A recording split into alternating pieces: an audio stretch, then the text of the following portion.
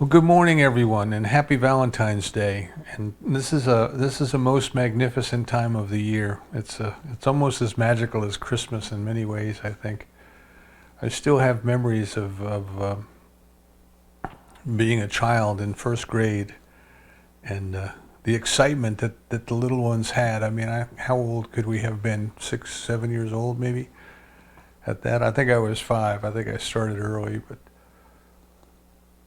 these little kids making out of construction paper, making these little special Valentines, one to take home to mommy, one to take home to daddy, one to take home to grandma and grandpa. And then their special secret love in the classroom, whoever that might be. There was a little box up in the front of the room that the teachers put up there, and the kids could go up and anonymously drop in their Valentines, who they loved, who their love was in that classroom. And of course, these were just children, and we look at them and say, isn't that something? What do these little ones know about love? But they know the feeling. They know there's something there. There's something there that is before words, and there is something there that is beyond words. And we come to know that as love. Lori and I were watching the news a couple weeks ago, and of course, the evening news, what they do is for 28 minutes they tell us all the things that are terrible and wrong in the world, and for those last 2 minutes they give us a feel-good story to close, to kind of leave us a little bit lighter than they had us for that half hour. And this one closing segment was just so precious. There was a soldier who was on deployment, a man, looked to be like in his mid-30s or early 40s. And he was coming home, and the little one didn't know it, or maybe she did, but they were trying to surprise her, the adults. So she was in a room, the adults were like in a kitchen, I guess, looking through an open archway towards the front door, and there was a baby gate there to keep her from going through the house. Maybe 18 months old, I mean, you have to get this picture in your head. This little toddler, and she had her onesie pajamas on. She had her pacifier in her mouth, just strolling around the kitchen. She heard something in the driveway. She heard that car door. And I guess there was excitement because the adults were in the room and they had the cameras going and everything. She knew something was up. She sensed it, and she kept pointing to the door, and she was mumbling something in baby talk through her little pacifier, and she was pointing to the door, and she was excited. She knew something was up. And that door opened, and Daddy came through. She was so happy. She went into a little happy dance.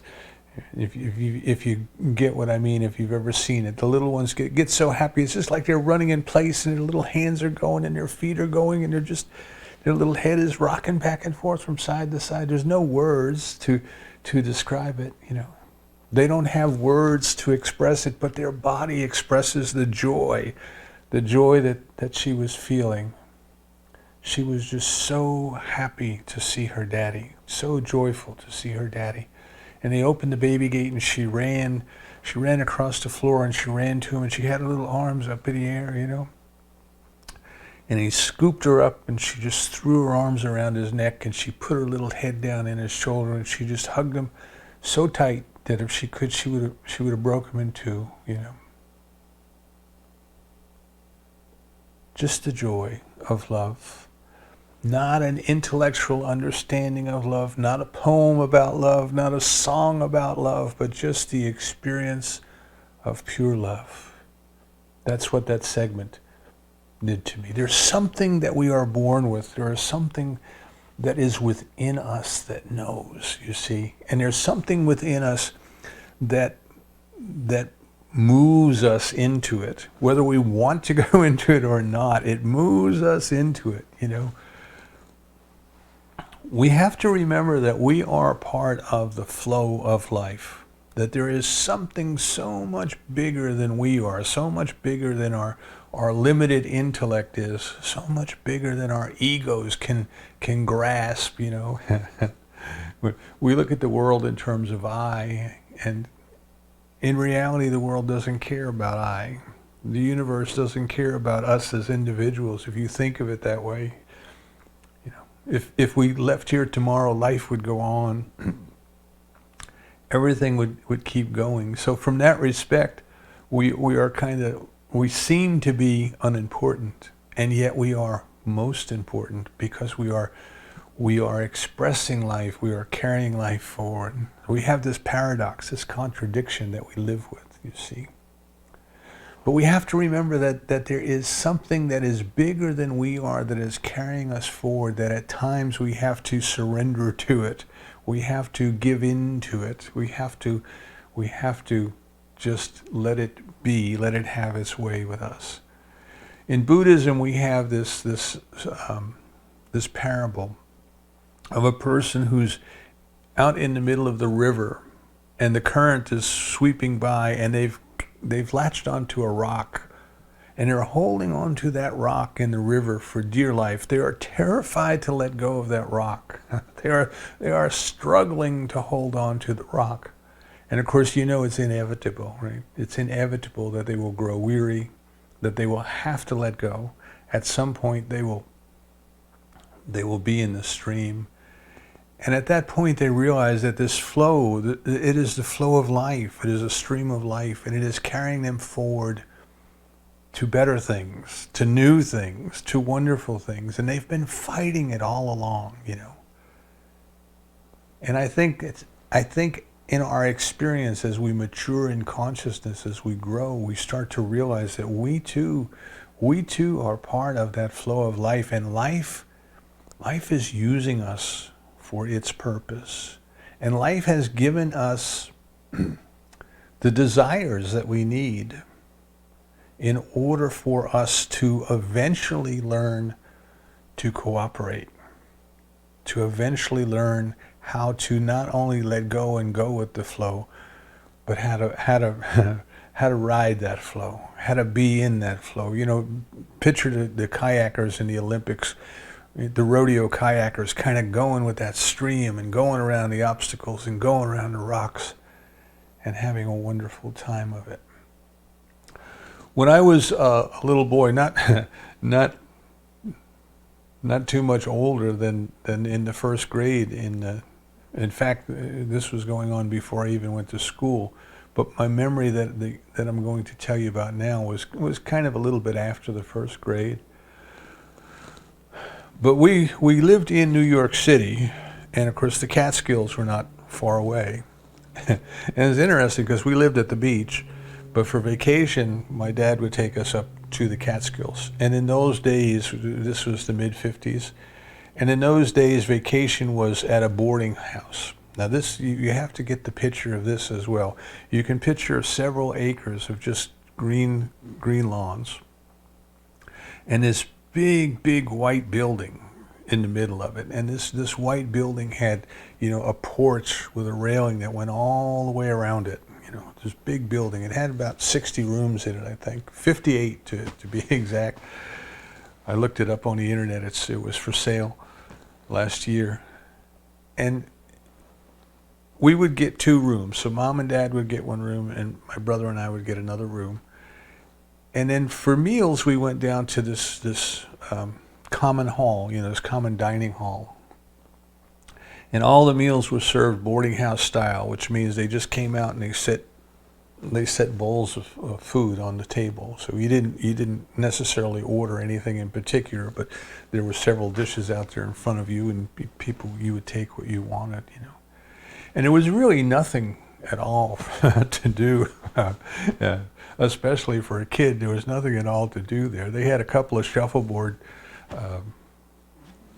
concrete slabs with shuffleboard markings on it, and they had a couple of swing sets, you know, and a ping pong table in a little outbuilding somewhere, and lots of Adirondack chairs all around the lawn where the old people would sit, and rocking chairs up on the porch. So there was a lot of sitting and doing nothing, and then the big event of the day was in the evening when we we would drive about 2 or 3 miles into town, and there was an ice cream parlor, and we would go get some ice cream. But at night, when we came back from the ice cream parlor, we would go and we would sit in the Adirondack chairs, and we would have flashlights, and we would just sit and we would wait, and we would sit and we would wait. And there were apple trees planted in the very, very back of the property. And as we sit there quietly, the deer would come. And they would come in a family, they would come 4 or 5 of them, So there'd be like a couple of adults, and then there would be a couple of fawns, and they would just move through, and they would go onto the apple tree, and they would eat some of the apples that were laying on the ground. And then the deer, the adults, would stand up on their hind legs, and they would reach up to get that apple, the one that was just out of reach. They would reach up to get that, and they were so magnificent. We would turn the flashlights on so we could see them, and of course when we did that, they would freeze. But they were beautiful to watch. Now that deer is a beautiful expression of life. As far as we know, it doesn't have conscious thought and intellect as we understand it. It just moves by instinct. It is just guided, by the intelligence that brought us here. And it is so perfect for its environment. So perfect. And at that level of life, as I say, we can't imagine a deer thinking, oh good apples, I will go get an apple. It just does. It just does. It's just in that flow, you see. And it reaches up and it takes that apple, and it is taking, it is receiving, see, it is getting from life. Probably not even consciously thinking about it, but it is getting from life. It is receiving. But life is using it. Life is using it because as that deer eats the apple, the seeds go inside the deer. And as the deer wanders about wherever it goes, we have some here that wander through our yard at night and set off the security alarms. But wherever that deer goes, it scatters those seed. And not only does it scatter the seed, but it scatters them, and they're already fertilized in the deer droppings. The seed is there. So life, you can at one hand you can say, oh, that deer is taking from life.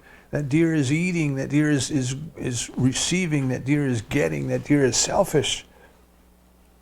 But that deer is just part of life.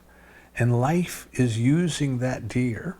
Life is using that deer to scatter those seeds so that life itself, in the form of the apple tree, life itself expands into a greater expression of itself. And that deer has absolutely no awareness that we can imagine. It has no awareness of its unity with that life. It just is. It just does, you see. And my point here is that life is using it, and it's using it by giving it an impulse, by giving it a desire. It has thirst, and it engages in something that helps life to grow. It drinks.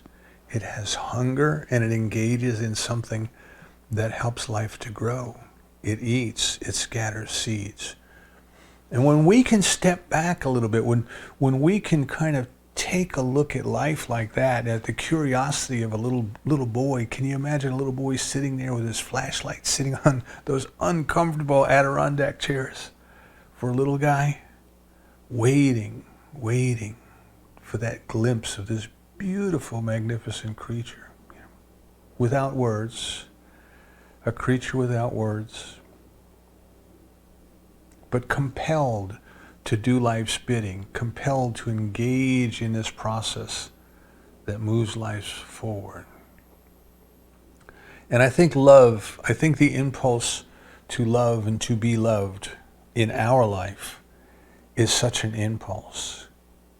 It causes us to do things that, number one, help life to move forward, We have children. We reproduce. We create new individualized expressions, or we help participate in that creation of these new individualized expressions of divine life. These little souls, these little souls that come into the world, into the bodies that are our children. In just that simple act, we are helping life to move forward, you see. But as we explore more deeply this idea of love being the experience of the unity, and I take that even further, the experience of the activity and the presence of the divine. See, this is the ecstatic experience. This is the mystical experience. This is the experience of love that passes understanding, that goes beyond words, the ineffable one. Oh, ineffable one, you see. This is the love that we are ultimately being compelled towards. So we look at life. We start off and we look at life, you see, and there is life at just the level of life itself, of the deer, for example, of the animals, of the fish, of the birds. They are alive and they are moving, but there's not, as we would say, not mind, not conscious thought, not self-awareness thought, not, I'm thinking this, I'm thinking that, or I'm thinking this and I don't want to think it, so I'm going to choose my thought. That kind of consciousness. And then out of that life, so we move from the mineral, from the rocks, into an expression of life. We move from matter into an expression of life in the animals. And then we move into an experience of mind, of thought, which is us, you see. And while we are in that experience, we think it is all that there is. And yet it is not. It is a stopping place. It is a place to stop and grow. But there is something even beyond. You see, there is something even beyond that you and I are being pushed forward, like the river of life is pushing us forward into this experience of what the mystics might call the supermind. The supermind. That is where we are going, see.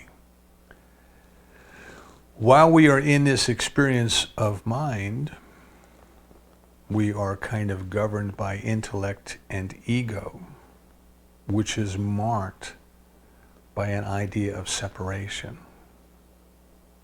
The intellect divides things so it can understand them. So we take this perfect unified whole and we break it down into little pieces and we say, well, I understand how this piece works, and I understand how this piece works, and I understand how this piece works. And we think we understand the whole, but we don't. But that's a necessary stage of our growth. It's a necessary step in our growth. It's not to say it's terrible and we couldn't get to the end if we didn't move through that step. But while we are in that mode, while we are in that condition, there is a belief in separation. There is a belief that I am separated from you, and I am different than you. And it's kind of this egocentric view of this world that we think we are. We think that we are. And we view everything in terms of how it serves us and how it relates to us and what we can get from it. So we're kind of like the deer walking through the apple orchard, but we're conscious that we're walking through the apple orchard, and we're conscious that we are going to get something from that, something that we need. At that level, we think of life in terms of what we want to get, what we need to get. Right? Everything is out there. All of the power is out there. All of the money is out there. And we have to figure out how to get it. We have to use our intellect and our wits and our actions and our willpower and all of those things in order to get. Right? And if you look at the world around us right now, that's primarily where human consciousness is. But there's something beyond that.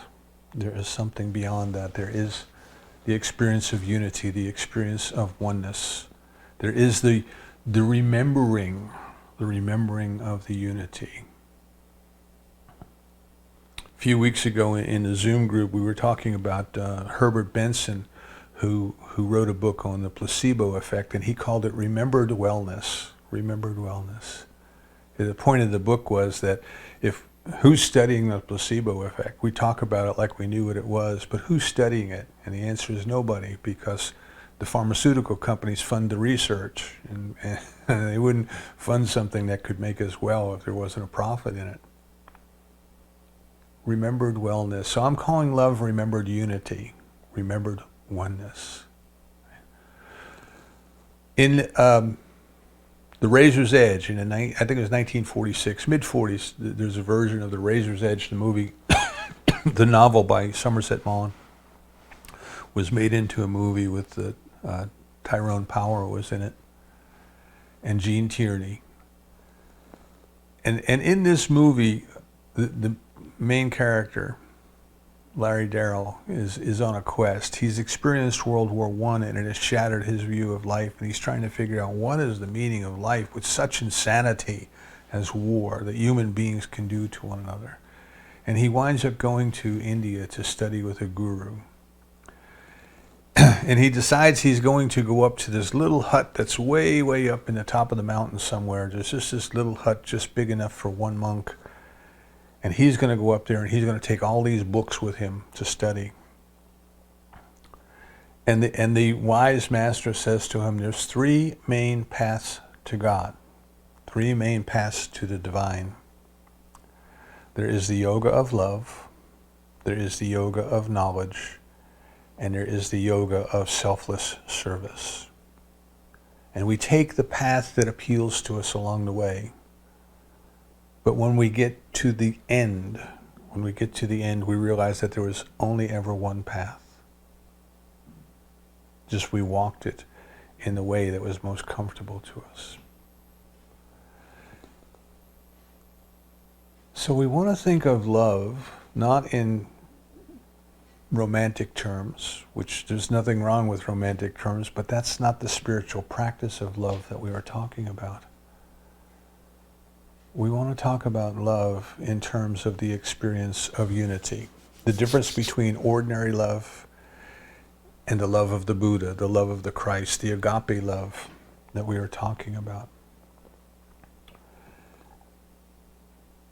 The reason that this is important to us is that if we understand then that life is pushing us forward, compelling us forward, moving us to this place beyond mind, this place beyond ego, this place beyond intellect, right?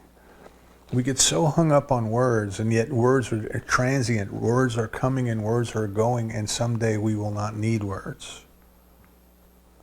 We are moving into that experience of unity, that experience of oneness, that experience of the presence and the activity of the divine.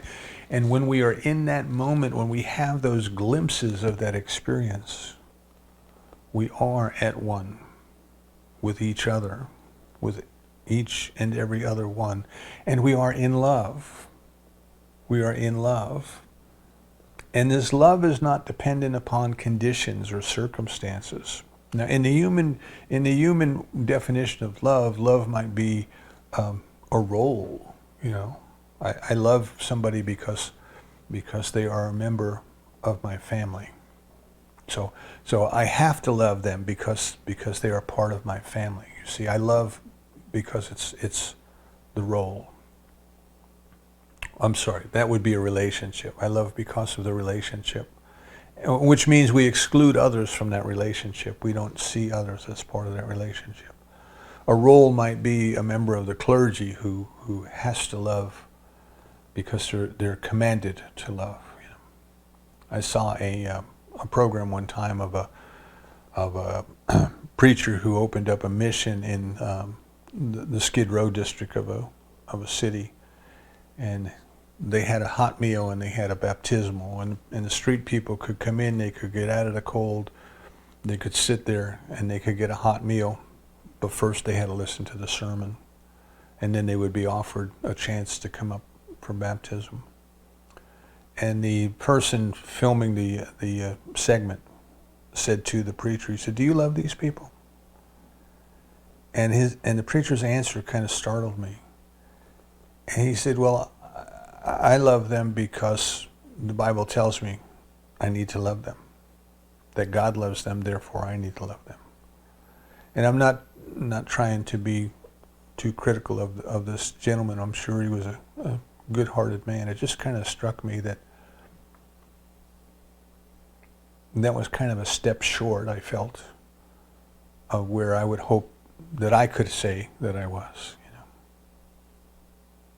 We're not compelled by role to love. We're not compelled by relationship to love. But we just love because we sense and experience the unity. That we are one. That we are one. So this is why love can be one of the surest paths to God, because it's something that we are compelled to do already. We don't know why. Ask that little girl why she was doing a happy dance when Daddy came up. She don't know why. She just loved. She just loved. You see, we are compelled to do it already. So if we are compelled to do it already, if we can stay with it and take it beyond the human definitions, beyond the human experience, into this unconditional experience, it can be one of the surest paths to God. Because the yoga of knowledge, we will read and we will study and we will be curious, and then we will get curious about something else, and we'll get curious about something else, and eventually we will come back to what we were curious with at the beginning, and we can kind of wander all over the place. And if we do that, if we stay with the path of knowledge, what we eventually come to is realize that what we are looking for is not in the books. And what we are looking for is within us. And then, as Dr. Holmes tells us, we have to go study with the only one who can teach us the presence of the divine within. And we can go the path of selfless service, and we can throw ourselves into serving others, which people do. They go and they take vows, and they go and they work with the poor. And we can realize that we are not serving them because we love them. We are serving them out of a sense of duty and out of a sense of benefit of what we get from performing our duty. And we realize that we must love. We must love. So this love, I think, love is really the path. And the others are kind of in parallel to it, and they crisscross it and they intertwine it. So why not give ourselves to love? Why not give ourselves to it? And I wish I could do a musical here. We don't have a license to play music over the internet, but I can hear Kate Wolf in the background, Let's give ourselves to love. We can hear the Beatles. All you need is love. So this love that we are considering then is the love that the Buddha tells us to develop. The Buddha says we should love each and every person on earth as a mother would love her only child. And he asks, what is it that a mother would not do for her only child? And there's nothing. There's nothing. Can we look at each and every other person on the face of the earth, even those we don't like, even those we might know intend to harm us, and we need to keep them isolated so they don't. But can we recognize them as a presence of the divine? Can we love them? Can we love our enemies? Can we recognize that they too are individualized expressions of the divine? And can we forego hate? And in our relationships, can we look beyond the normal, the norm, I guess would be a better way to say it, of relationships? Because in our human experience, relationships tend to express our level of consciousness, and they may not be unconditional love. They may be transactions, you know. We come together in relationships, and you do this and I do that, and together we live, and we get more done than we could do otherwise. We keep each other company. We give each other this sense of being needed, and in this sense of being needed, we kind of live in, as Osho says, in an illusionary world. And sometimes people come together to create a mutual illusion where they can think that life will go on forever. And as long as there's somebody to miss me when I'm gone, my life will have mattered. All these different things that you hear people say and do when they go into the human experience of love. And we want to move beyond that. We want to be in love for being in love's sake. We want to move out of this idea that love is a role, a responsibility, or a relationship, and move into this idea that love is a state of mind. It is a state of being. When we were talking about peace at the end of the year, remember, I have a quote from Spinoza, and he says, peace is not the cessation of hostilities or the absence of war, but it is a way of living, a way of being. Now, can we bring ourselves to love and say that love is not a role, love is not a relationship, love is not a responsibility, although all of those things can be part of an expression of love. But love is a way of life. Love is a state of mind, you see. We can be in love with love. We can be in love with unity, no matter what the conditions around us are, no matter what the circumstances around us are. Even in the presence of our enemies, even in terrible situations, we can still be in love. Viktor Frankel, in his book Man's Search for Meaning, talked about how in the midst of the horrors of the concentration camps, he realized that he could make up his mind to be happy, and that no one could make him hate. You see, no one could make him hate. And hate is the outpicturing of fear, and fear is the opposite of love. And perfect love casts out all fear. The Dalai Lama relates a story of talking to a monk who had been in prison for many years and tortured for many years and was finally released. And the Dalai Lama said to him, "Were you ever afraid?" And the monk said, "Yes, I was." And the Dalai Lama said, "Of what were you afraid?" He said, "I was afraid that I would come to hate my captors." He wanted to remain in love. He wanted to remain in compassion. He wanted to recognize those people who had imprisoned him and who had tortured him as human beings who were acting out of their own suffering. That they wouldn't be doing the things they were doing if they were not already suffering. And he chose compassion. He chose love. So what I'm suggesting here today is that we work with our experience of love. We've all been that little child dancing the happy dance, dancing the joy when someone we love comes into the room. You know, can we be like that? Can we be like that with each other? Not because we want anything, not because we're trying to get anything, not because we have to, because the Bible tells us so, but can we be in love? Can we learn to surrender ourselves to a form of love that pure, that unconditional, that giving? Can we step back and do something the deer in the orchard can't do? Can we step back and see ourselves as such a part, or a part of such a bigger picture, a bigger life?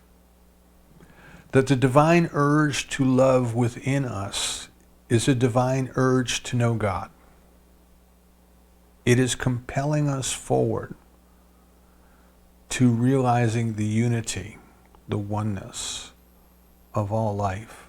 And then as we start to move into that, excuse me, let me get a drink of water. As we start to move into that understanding of love, then can our relationship with others be a recognition of the presence of the divine within them? Can my love for my significant other be an expression of that realization? Can I learn how to love God more deeply each and every day by learning how to love others more deeply each and every day? As I mentioned a couple weeks ago, Emma Curtis Hopkins tells us that immediately when we declare the truth, that which appears to be not the truth jumps into our minds. So as we start to say this, you see, I am in love.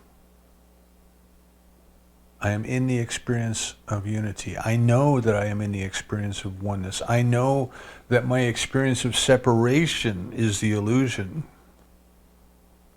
Right? An illusion is looking at something and seeing something else. Looking at the desert and seeing an oasis.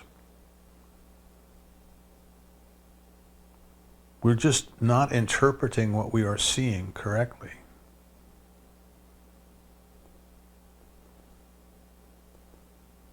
In that stage of life where we are identified with ego, where we are identified with intellect, the separation appears real to us. We have the experience of separation. But love helps us to realize that that was not a real experience. It was not a permanent experience. That it was an illusion, because in fact we are all one. So what is it that you can devote yourself to? What is it that in love, through love, as love, you can take love from the human experience to the divine experience of devotion? And by devotion, I mean completely losing the sense of self, the ego, the I, the mind,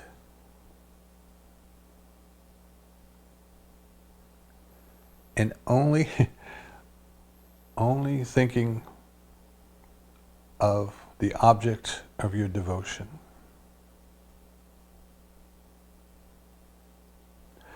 Rumi gives us a beautiful poem, and I think it's called Lovers at Sunrise, or something of that nature.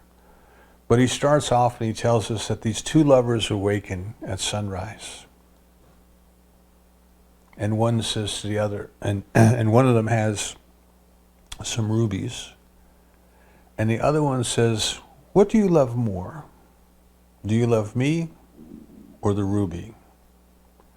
And the one with the rubies takes the ruby and holds it up to the sunlight. And he says, you don't understand. You are the sun. I am the ruby. Without the sun, there's no light shining through the ruby. There's no place when I hold it up at just the right distance from your eye. There's no place where the sun ends and the ruby begins, and the ruby ends and the sun begins. It is this perfect life shining through me, this perfect light shining through me that animates me, that moves me, that compels me forward. Joseph Campbell, in some of his works, excuse me, just a second here. Joseph Campbell, in some of his works, the programs with Bill Moyers that he did on PBS, he said, when on the battlefield, a soldier sacrifices himself to save another soldier, or to save the soldiers in his platoon, he says that is the perfect act of love. Because at that moment, that soldier lost the sense of self so completely that the life of the others became more important.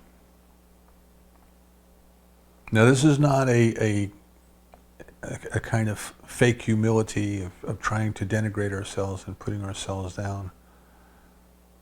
But this is a sense of realizing that there is something so much bigger than we are, that we surrender to it. We recognize that the sunlight shining through the ruby, that the life that is shining through us is not our life. It is the life of the divine that has come into expression, individualized as us, for joy and for love. And can we see that in each other? Can we feel that in each other? Can we go to a place before words, like that little girl, that little baby? Can we go to a place that is beyond words, into the actual experience of the unity of all of life? Can we see each and every person as a mother would see them if they were her only child? Can we love each other unconditionally? Can we refuse to hate, not by struggling against hate, but by finding the love that is already there? In the beginning of the Old Testament, we are given the story of Moses, who was raised as the grandson of the Pharaoh, and he was taught in the secret, esoteric teachings of the temples, where he learned the idea that there was only one God. And he felt called to lead the Israelites out of bondage. Now this is a teaching story. This is a parable. We are Moses. We are the Pharaoh. We are all of these characters. We have to work with those levels of consciousness. But he wasn't ready yet. He wasn't mature enough to go on his chosen or called assignment. He killed an Egyptian officer and he buried the bodies in the sand. Tried to cover up his mistakes. Not that you or I, any of us, would ever try to cover up our mistakes. He had to grow. He had to grow. So he went out into the desert. And the desert represents going into our spiritual life, into our prayer life, into meditation, which meditation helps us to break down the ego, which is where we feel separate. It helps us, as the ego breaks down, to experience the love. So Moses went out into the desert, and there was the 7 sisters at the well. The well is a symbol for penetrating into the deeper consciousness. And one of those 7 sisters approached him.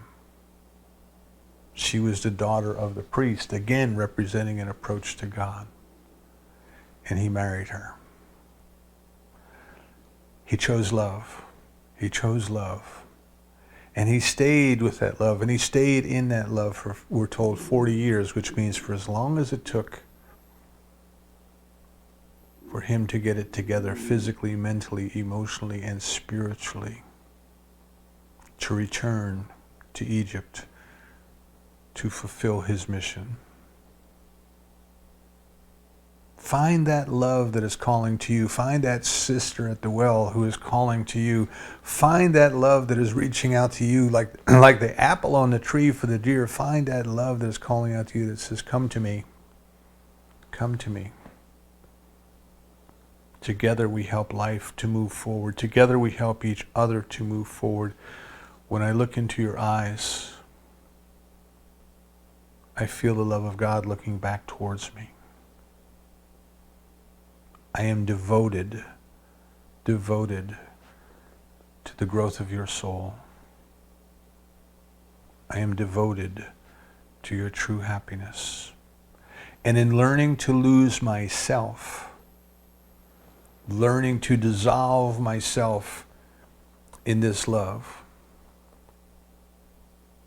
I experience God. Let love lead you. Surrender to love. Let it take you. But not the human love, not the transactional love. The unconditional love of God. And so it is.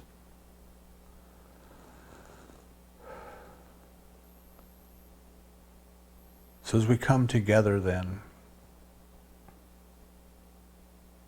let's just experience this oneness. The first step of treatment is unification, the oneness. And Emmett Fox tells us that when the dove alights, we stop, which means when we experience the presence, we don't have to go through the remaining steps. So let's close today with the first step, which is unification. There is only one life. And that life is God. And it is perfect. And it is expressing itself through each and every one of us.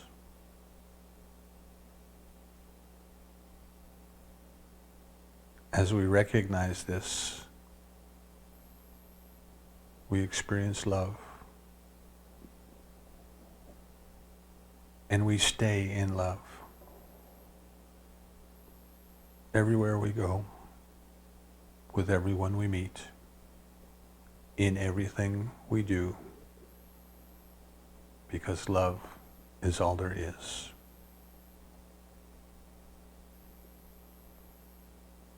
And so it is.